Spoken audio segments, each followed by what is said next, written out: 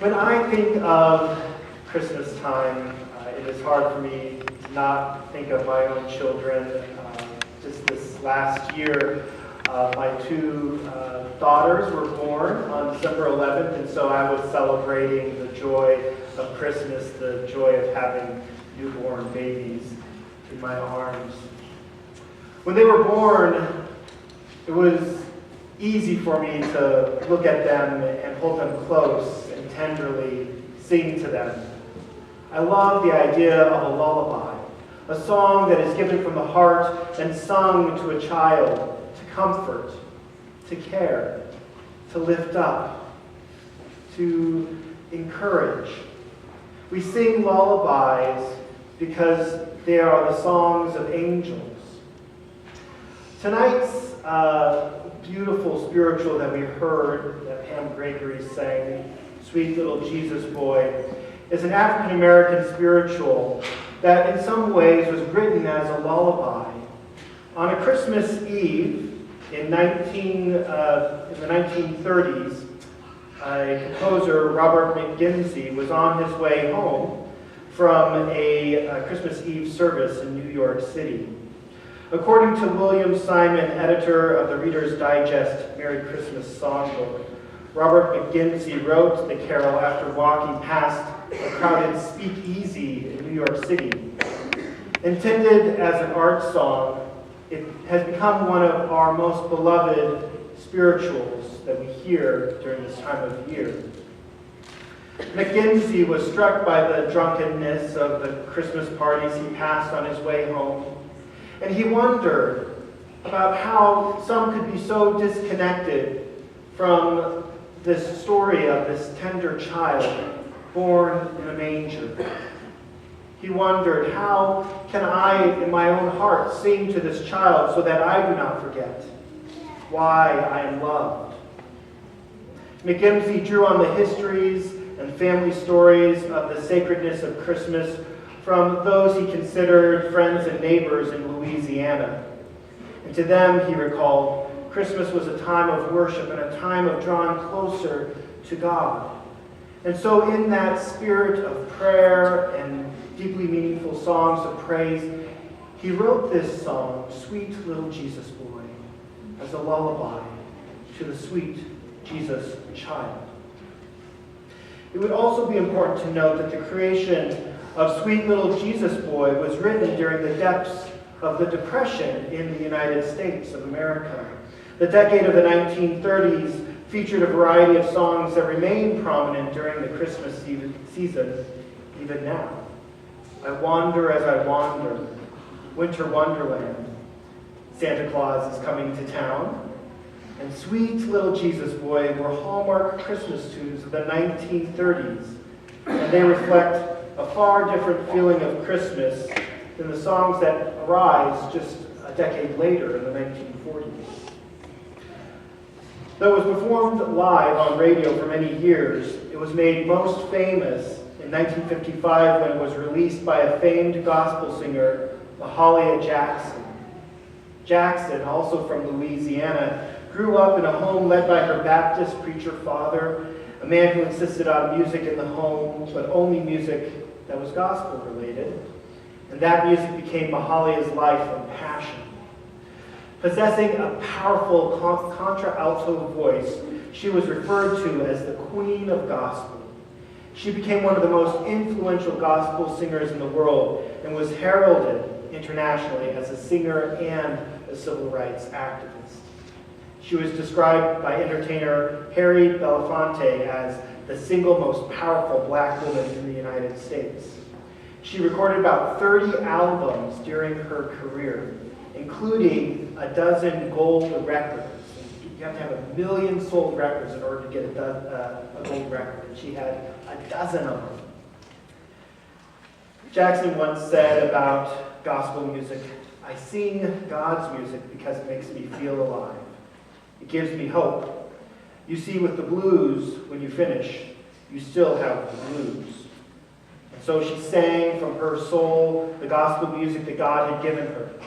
Like a lullaby, she sweetly sang to her God and to Jesus and to the Holy Spirit. As she performed in church choirs and small groups, Jackson gained notoriety for her devotion to gospel music. She even refused to work in public settings to sing in gospel music where alcohol was served and resisted a call for her to sing secular songs. In 1934, she cut her first record and broadened her exposure over the radio. And over time, she blended gospel with jazz and blues, and her record sales saw steady growth. By the mid-1940s, she had sold more than 1 million records when her song Move Up a Little Higher went mainstream. She sang in Carnegie Hall in 1952 and toured all across Europe to rave reviews. And then, when she was signed to Columbia Records, her albums took off, including the recording of the not-so-well-known song, Sweet Little Jesus Boy. This song became a hallmark of the civil rights movement. Coretta Scott King helped kick off the Poor People's Campaign the month after her death. Martin Luther King Jr. had been working hard to build a poor people's movement to descend on Washington and engage in massive civil disobedience to make poor people unignorable and force Congress and the president to action. But it was Coretta Scott King, Ralph Abernathy, and a host of other anti-poverty activists across the country who took up the task of actually enacting the plans.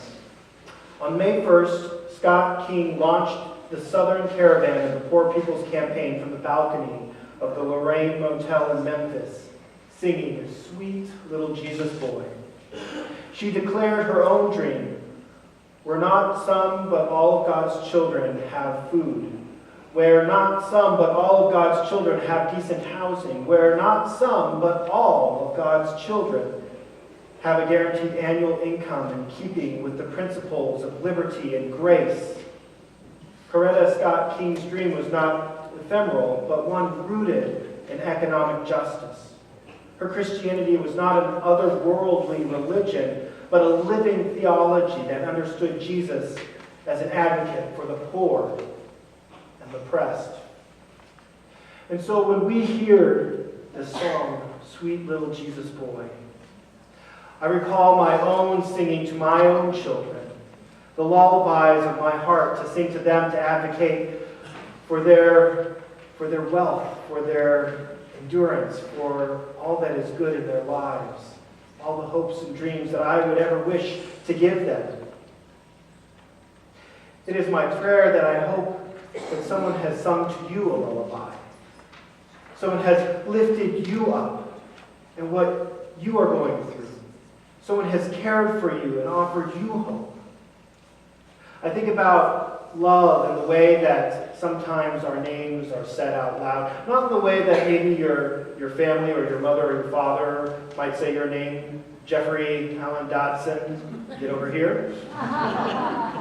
But the way in which someone lovingly calls to you, Jeffrey, beloved, child of God. I love the title of this song, Sweet Little Jesus Boy. It is a calling out to a beloved child. Sadly, as the song lifts up, we didn't know who you were.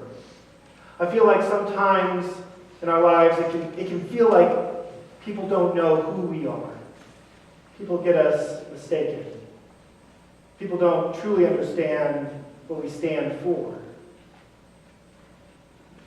But when someone calls our name out in love and lifts us up, it is a powerful thing.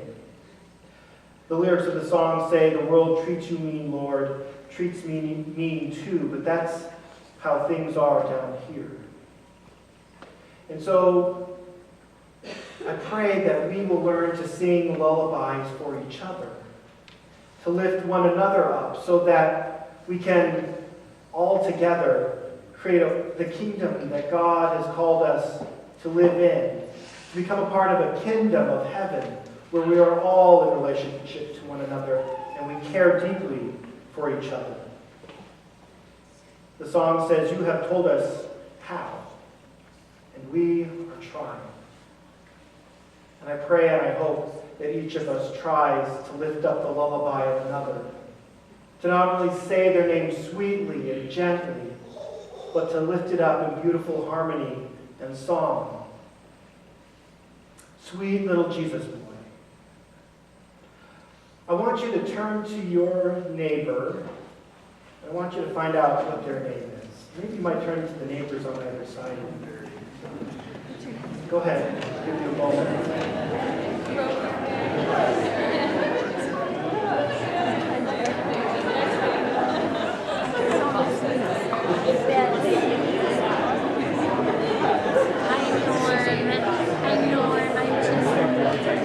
All right. I want you to take turns. I want you to take turns and say to the people sitting next to you, sweet little, you'll say their name that you just learned, sweet little Martha child.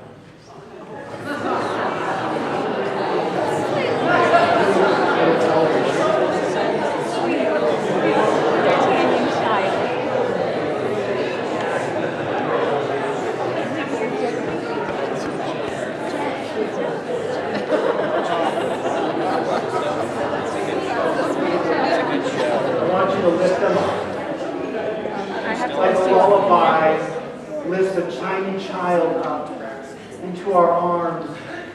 I want you to imagine God singing that sweet, sweet song to you. I want you to imagine God singing your name for all the angels to hear. Because you, my friends, are children of God. You are God's beloved, and God sings this. God calls you by name, sings you by name. And we return in response to God and say, sweet little Jesus boy. Merry Christmas.